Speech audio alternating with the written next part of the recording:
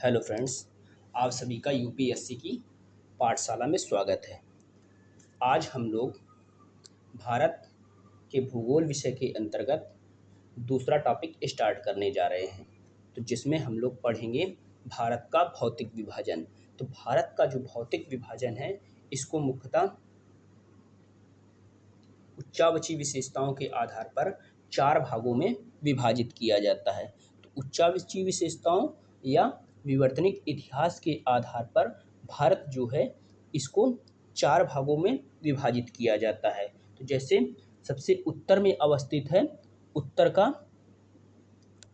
सबसे उत्तर में अवस्थित है उत्तर का पर्वतीय क्षेत्र, और इसके बाद उत्तर के पर्वतीय क्षेत्र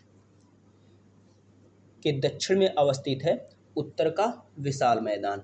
उत्तर का जो विशाल मैदान है, इसकी अवस्थिति प्रायद्वीपीय पठार एवं उत्तर के पर्वतीय प्रदेश या हिमालय पर्वतीय क्षेत्र के मध्य में पाई जाती है। फिर इसके बाद आता है तीसरा उच्चावच, जिसे कहा जाता है प्रायद्वीपीय पठारी क्षेत्र। प्रायद्वीपीय पठारी क्षेत्र प्रायद्वीपीय पठारी क्षेत्र जो है, ये 3 ओर से सागर से घिरा हुआ है तथा ये पठारी क्षेत्र है। फिर चौथा भौतिक विभाजन आता है तटीय मैदान। तो ये जो प्रायद्वीपीय पठार है, इसके दोनों किनारों पर तटीय मैदान का विस्तार पाया जाता है। तो इसको हम लोग इस वीडियो में समझने की कोशिश करते हैं। तो सबसे पहले देखते हैं विवर्तनिक इतिहास एवं उच्चावची विशेषताओं के आधार पर भारत को 4 वृहद भूआकृतिक प्रदेशों में विभाजित किया गया है, तो जिसको हम लोग बारी बारी से अध्ययन करेंगे। तो मेरे साथ आप लोग राइट डाउन करते चलिए और समझते भी चलिए। विवर्तनिक इतिहास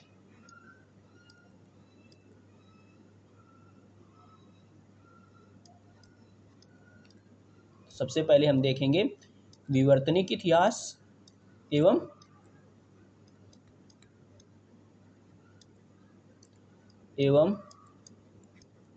उच्चावचीय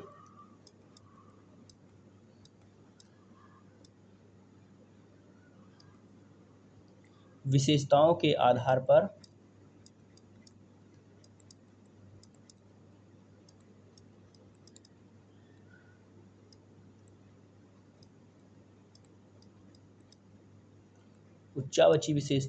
आधार पर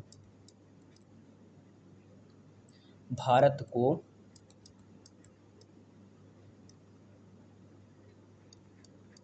4 वृहद भूआकृतिक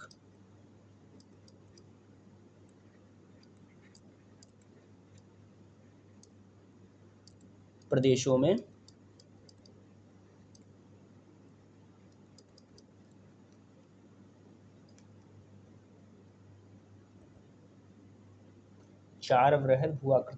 में विभाजित किया जाता है।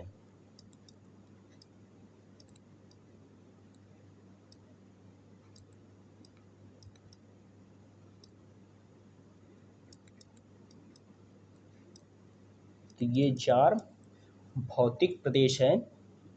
सबसे पहले इसकी उत्तर में अवस्थिति पाई जाती है, उसे कहा जाता है उत्तर का पर्वतीय क्षेत्र। उत्तर का पर्वतीय क्षेत्र, तो पर्वतीय क्षेत्र के अंतर्गत मुख्यतः हिमालय पर्वतीय क्षेत्र का अध्ययन किया जाता है। उत्तर का पर्वतीय क्षेत्र। फिर इसके बाद दूसरा भौतिक प्रदेश आता है प्रायद्वीपीय पठारी क्षेत्र। प्रायद्वीपीय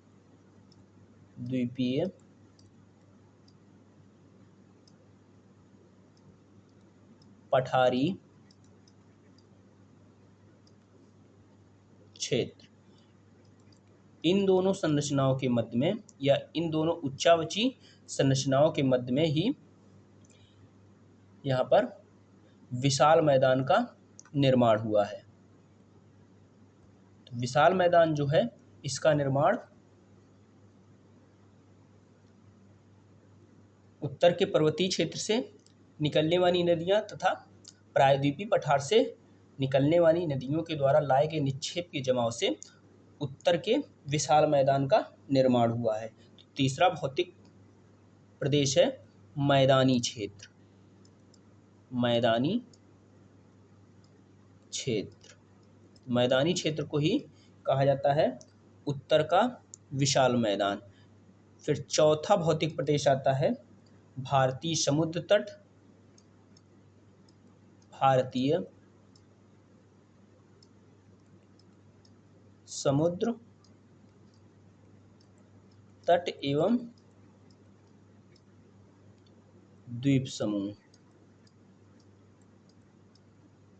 तो द्वीप समूहों में अरब सागर के द्वीप समूह और बंगाल की खाड़ी के द्वीप समूहों को सम्मिलित किया जाता है। अरब सागर में जो द्वीप अवस्थित हैं जो प्रवाल निर्मित हैं जिन्हें कहा जाता है लक्षद्वीप समूह। तो जैसे ये हैं केरल के निकट इनकी अवस्थिति पाई जाती है, ये है लक्षद्वीप। इसी प्रकार से बंगाल की खाड़ी में अवस्थित हैं अंडमान निकोबार द्वीप समूह। तो इनका हम लोग आगे आने वाले वीडियो में अध्ययन करेंगे।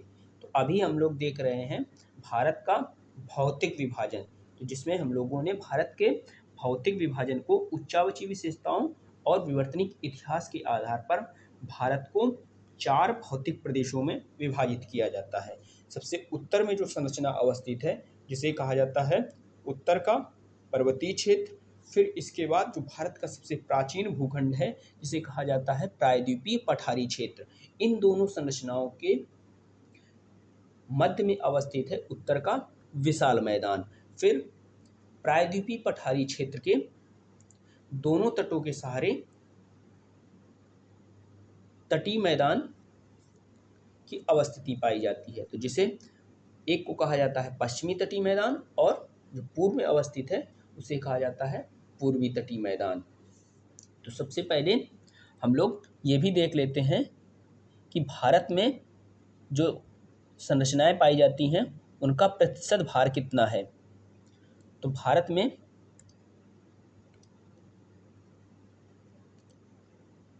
पर्वत जो है या पर्वतीय क्षेत्र जो है भारत में लगभग 10.6% पाया जाता है।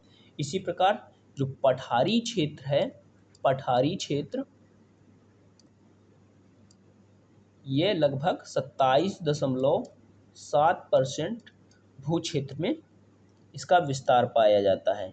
इसी प्रकार से जो पहाड़ी क्षेत्र है, पहाड़ी क्षेत्र, तो पहाड़ी क्षेत्र भी 18.5% पाया जाता है। और सबसे ज़्यादा पाया जाता है मैदानी क्षेत्र का विस्तार। मैदानी क्षेत्र, मैदानी क्षेत्र जो है इसका क्षेत्रफल है लगभग 43.2%। तो ये हो गया उच्चावची विशेषताएं जो भारत में पाई जाती हैं उनका प्रतिशत भार। अब हम लोग देखते हैं सबसे पहले भारत के भौतिक प्रदेश के अंतर्गत सबसे पहले हम लोग देखेंगे उत्तर का पर्वतीय क्षेत्र। तो इसको अब हम लोग समझते हैं उत्तर का पर्वतीय क्षेत्र।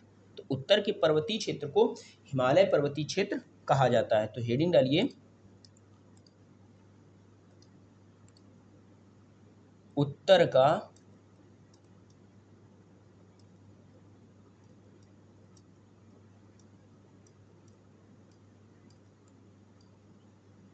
पर्वतीय क्षेत्र, इसे ही कहा जाता है हिमालय।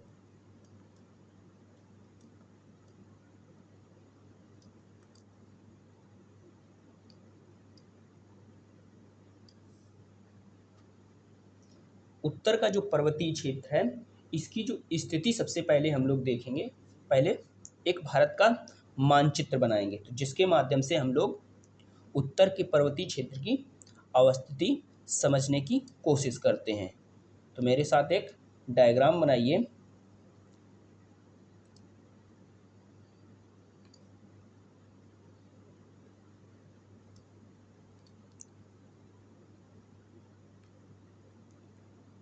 ये है महान हिमालय।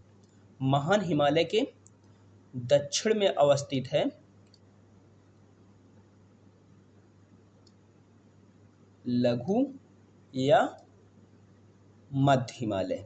फिर सबसे दक्षिण में जो श्रृंखला अवस्थित है उसे कहा जाता है शिवालिक हिमालय।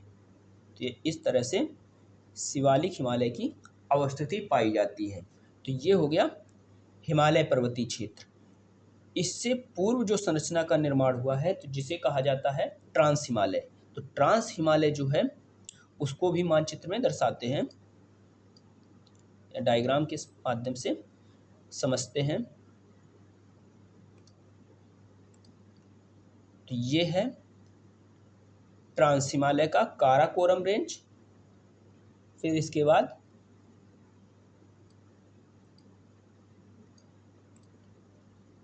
लद्दाख श्रेणी। लद्दाख श्रेणी के बाद आता है जास्कर श्रेणी और तिब्बत वाले क्षेत्र में पाई जाती है कैलाश श्रेणी। तो ये हो गया, ये वाला जो पूरा क्षेत्र देख रहे हैं आप, ये है ट्रांस हिमालय वाला क्षेत्र। इसको हम लोग पीले कलर से हाईलाइट कर रहे हैं। तो ये है ट्रांस हिमालय वाला क्षेत्र। शेष जो क्षेत्र आप देख रहे हैं ये मुख्य हिमालय का हिस्सा है। तो मुख्य हिमालय जो है इसको मुख्यतः 3 भागों में विभाजित किया जाता है। जैसे सबसे जो उत्तर में अवच्छिन्न श्रृंखला है जिसे कहा जाता है, इसे कहा जाता है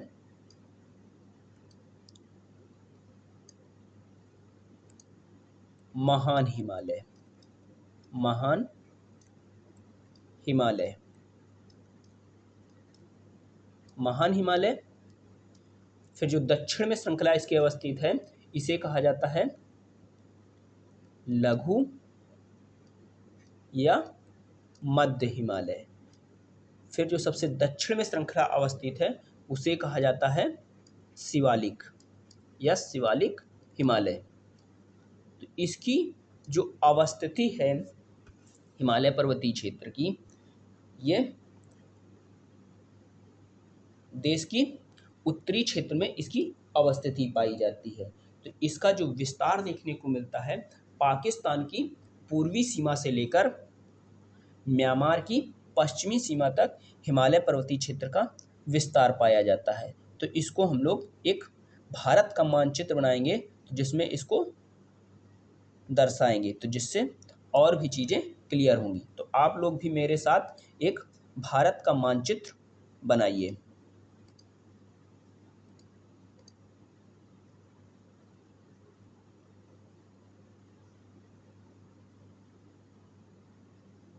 ये है, ऐसे बनेगा भारत का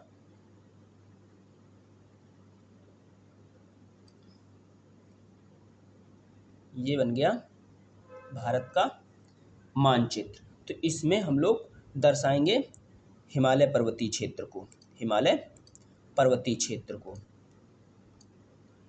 ये है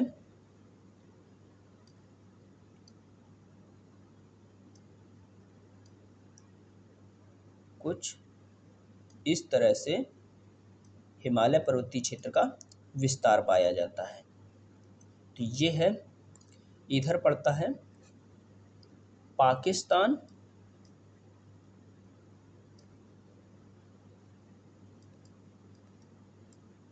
और पूर्व में पड़ता है म्यांमार। तो हिमालय की पश्चिमी सीमा का निर्धारण होता है पाकिस्तान द्वारा और हिमालय का कि जो पूर्वी सीमा है इसका निर्धारण होता है म्यांमार द्वारा। तो हिमालय जो है इसकी जो लंबाई है लगभग पाई जाती है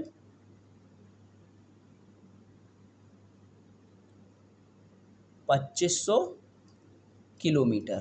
तो हिमालय बहुत ही लंबा है जिसकी लंबाई है 2500 किलोमीटर तथा इसका जो क्षेत्रफल है लगभग 5 लाख वर्ग किलोमीटर क्षेत्र में हिमालय विस्तारित है। तो इसको अब हम लोगों ने समझ लिया है, तो जिसको हम लोग राइट डाउन भी करते चलते हैं ताकि जब बाद में टॉपिक को पढ़ना हो तो उसको रिकॉल करने में आसानी होगी। तो हेडिंग डालिए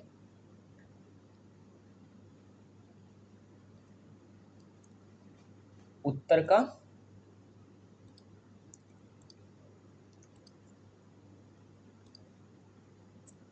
का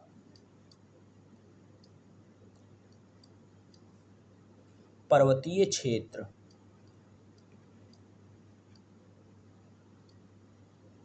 उत्तर का पर्वतीय क्षेत्र।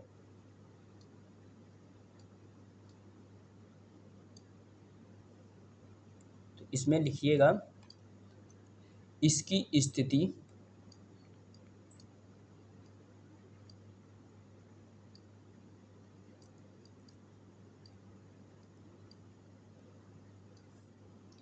देश के उत्तरी सीमांत से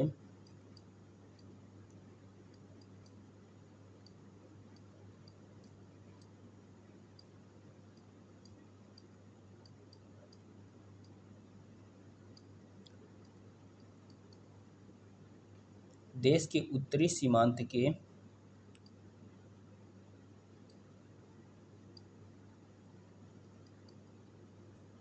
सहारे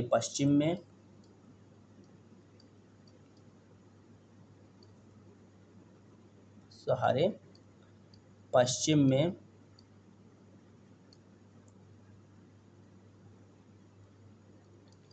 पाकिस्तान की पूर्वी सीमा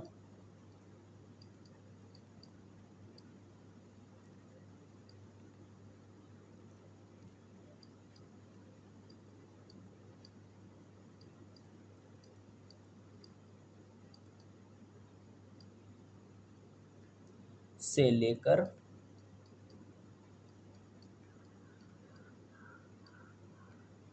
म्यांमार की पश्चिमी सीमा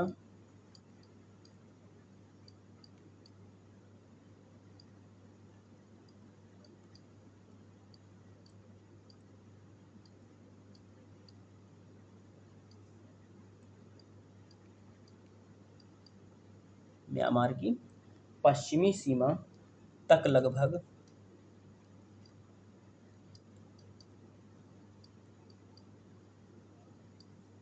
2500 किलोमीटर की लंबाई में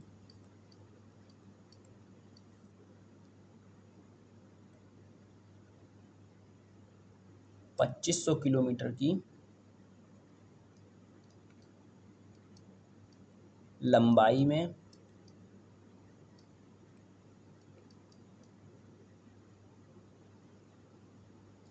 तथा हिमालय जो है वो 240 किलोमीटर से लेकर 320 किलोमीटर चौड़ा है तथा 240 से 320 किलोमीटर की चौड़ाई में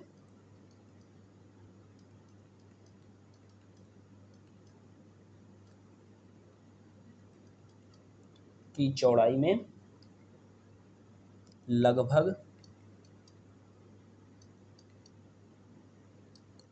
5 लाख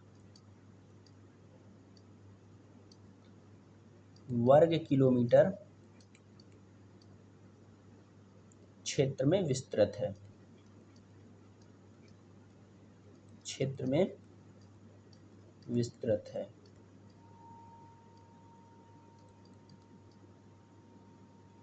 ये हो गई हिमालय की अवस्थिति। तो हिमालय की जो अवस्थिति है भारत के उत्तरी क्षेत्र में इसकी अवस्थिति पाई जाती है तो जिसका विस्तार पाकिस्तान की पूर्वी सीमा से लेकर म्यांमार देश की पश्चिमी सीमा तक इसका विस्तार पाया जाता है।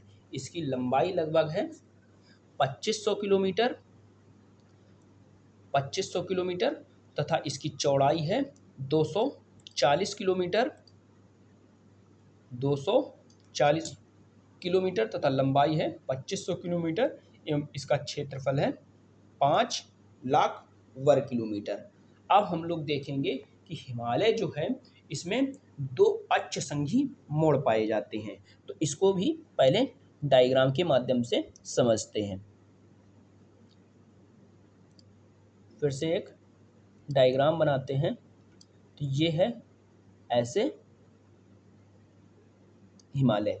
तो हिमालय में दो अक्ष संघी मोड़ पाए जाते हैं।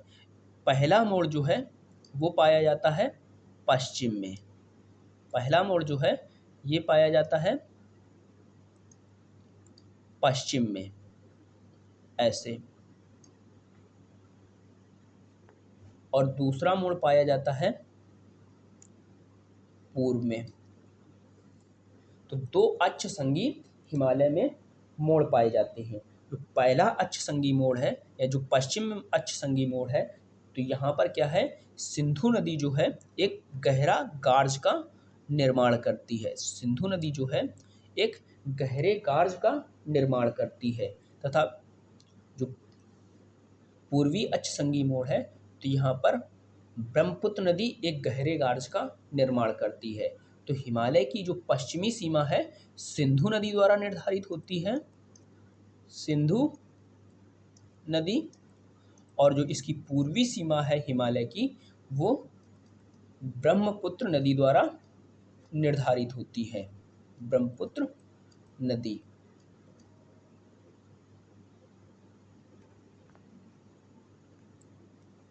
यहाँ पर सिंधु नदी गार्ज बनाती है और इधर ब्रह्मपुत्र नदी गार्ज बनाती है। तो इस वीडियो को यहीं तक रखते हैं। इसके बाद हम लोग उत्तर के पर्वतीय क्षेत्र जो हिमालय है इसको हम लोग नेक्स्ट वीडियो में जो हिमालय के पार्ट हैं जैसे महान हिमालय, मध्य या लघु हिमालय और शिवालिक हिमालय जो है इसका हम लोग क्रमवार तरीके से अध्ययन करेंगे।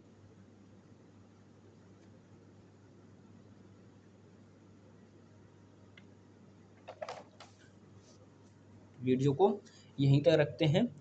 चैनल को जरूर सभी लोग सब्सक्राइब कर लीजिए और बेल आइकन को भी प्रेस कर लीजिए जिससे कि नोटिफिकेशन सबसे पहले आप तक पहुंच सके। आप सभी का बहुत बहुत धन्यवाद। जय हिंद, जय भारत।